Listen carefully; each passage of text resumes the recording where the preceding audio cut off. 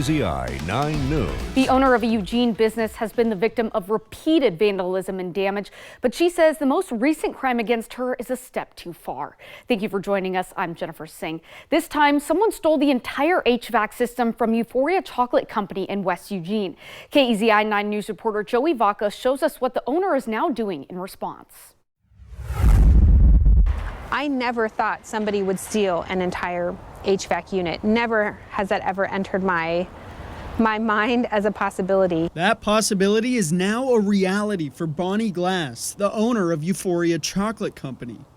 She's had her factory in West Eugene for a decade, and over the years, she's put up with vandalism or damage, but she says things have seriously ramped up. Most recently, she's had hate speech scribbled outside her building and her entire HVAC unit completely destroyed, stripped for parts. Now, she says her business is likely going to feel it. Because I don't have an operable HVAC unit on one side of my building, we are going to have to reduce some of our factory hours, and that's going to directly impact staff who simply aren't going to have work to be able to do. We'll fill in where we can, but if we can't make chocolate in temperature-controlled rooms, we can't make chocolate. She says they've had to invest in cameras and lights to try and deter people, but that's not all. We have had to replace doors with different kind of reinforced doors. We have had to put a lot of time into painting over graffiti. As I mentioned earlier, we've had to remove the wheels from our dumpsters.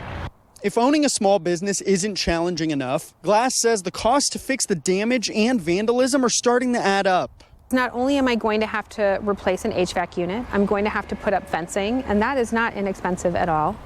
And that's if I can find somebody who can do it pretty quickly. My main concern is moving quickly to replace an HVAC unit to still not have a fence in place, and then the result of that being that it gets stolen again.